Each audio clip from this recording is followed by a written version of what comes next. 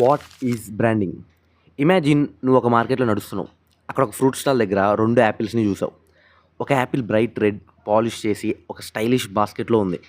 దానిపైన premium Himalayan అని tag కూడా ఉంది. ఇంకో యాపిల్ మాత్రం అక్కడే సింపుల్‌గా పడుంది. లేబుల్ కూడా లేదు. ఇప్పుడు చెప్పు నువ్వు ఏ యాపిల్ పిక్ చేసుకుంటావు?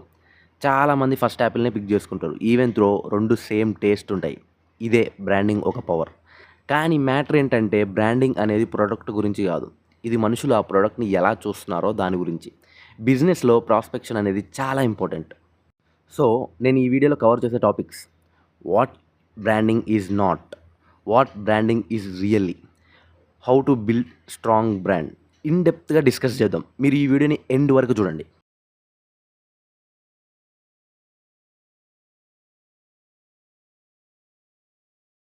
What branding is not. చాలామంది ఏమనుకుంటారు, బ్రాండింగ్ అంటే ఒక స్టైలిష్ లోగో, ఒక క్యాచీ నేమ్, ఒక పవర్ఫుల్ ట్యాగ్లైన్. కానీ అలా అయితే ప్రతి మంచి లోగో ఉన్న కంపెనీ $1 బిలియన్ బ్రాండ్ అయిపోతుంది. కానీ అది జరగదు. ఫర్ ఎగ్జాంపుల్, ఒక పర్సన్ రోలెక్స్ వాచ్ చేసుకున్నాడు. ఆ వాచ్ వల్ల అతను రిచ్ అవుతాడా? కాడు. కానీ అది వెల్త్, స్టేటస్ అండ్ లగ్జరీని ఇండికేట్ చేస్తుంది. రోలెక్స్ వాచెస్ మాత్రమే వాడట్లేదు, ప్రెస్టేజ్, హిస్టరీ అండ్ ఎక్స్క్లూజివిటీని కూడా వాడుతున్నాడు. Branding is equal to marketing కాదు. మార్కెటింగ్ అంటే కస్టమర్స్ని అట్రాక్ట్ చేయడం. బ్రాండింగ్ అంటే వాళ్ళని నిలబెట్టడం. Branding is equal to sales కాదు. సేల్స్ అయిపోయిన తర్వాత కూడా బ్రాండ్ గురించి మనం ఫీల్ అవుతాం చూడు. బ్రాండ్ గురించి మనం ఎలా ఫీల్ అవుతామో, ఎలా మాట్లాడతామో అది బ్రాండింగ్. సరే, వాట్ బ్రాండింగ్ ఈజ్ నాట్ చూసాము. ఇప్పుడు what branding really is. A branding is a result. Branding అనేది ఒక result. A customer's gut feeling about product, service or company. Branding అంటే ఒక కస్టమర్కి ఒక ప్రోడక్ట్, సర్వీస్ లేదా కంపెనీ గురించి ఉన్న గట్ ఫీలింగ్. అంటే వాళ్ళకి దాని గురించి ఎలా అనిపిస్తుందో, ఏ ఫీలింగ్ ఉందో అదే branding. For example, BMW cars అంటే నాకు చాలా ఇష్టం.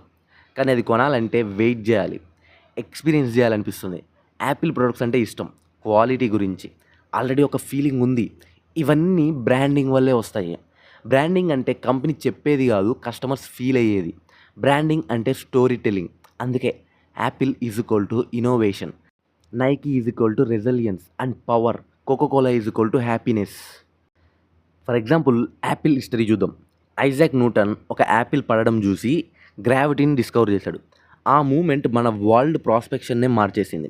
సెంచరీస్ తర్వాత స్టీవ్ జాబ్స్ యాపిల్ని ఒక సింబల్గా యూజ్ చేసి టెక్నాలజీ అండ్ క్రియేటివిటీ అండ్ రివోల్యూషన్ని డిఫైన్ చేశాడు. యాపిల్ లోగో ఒక టెక్ కంపెనీ గురించి కాదు, ఇట్స్ రిప్రజెంట్ ఇన్నోవేషన్ అండ్ స్టేటస్ని ఛాలెంజ్ చేయడం.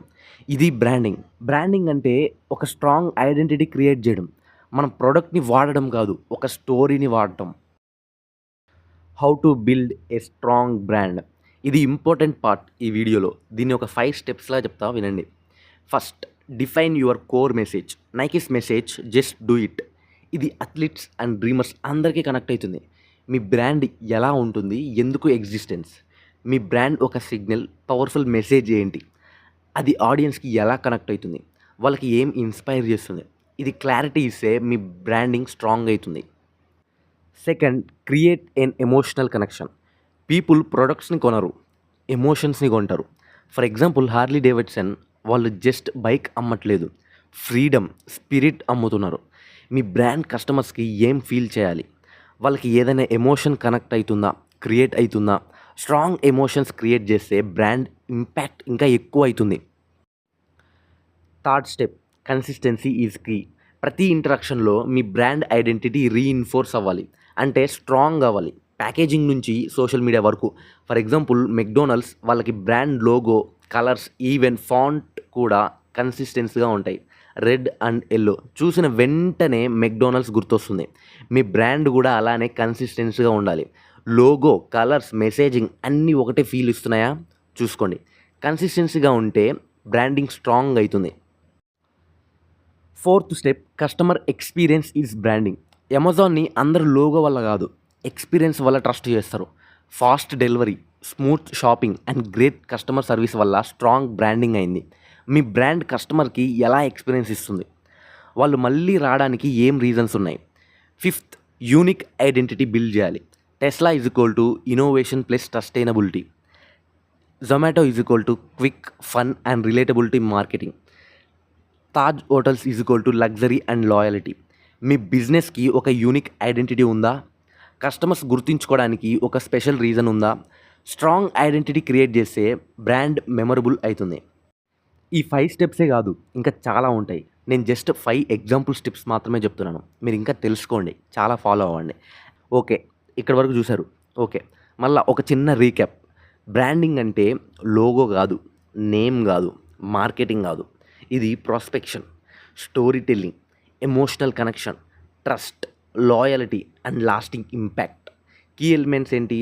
Core message, consistency, customer experience and emotional connection. Strong branding create చేస్తే కస్టమర్స్ మీ బ్రాండ్ని గుర్తుంచుకుంటారు అండ్ కనెక్ట్ అవుతారు. ఎట్ లాస్ట్కి బ్రాండింగ్ అంటే నువ్వు చెప్పడం కాదు, వాళ్ళకి నీ బ్రాండ్ గురించి అనిపించే ఫీల్. ఒకసారి ఆలోచించండి, నీ బ్రాండ్ని చూసి కస్టమర్స్ మైండ్లో వచ్చే ఎమోషన్ ఏంటి? అది జస్ట్ ఒక ప్రోడక్ట్ ఆర్ సర్వీస్ లాగా ఉంటుందా, లేక ఒక స్ట్రాంగ్ బ్రాండ్ ఐడెంటిటీ ఉంటుందా?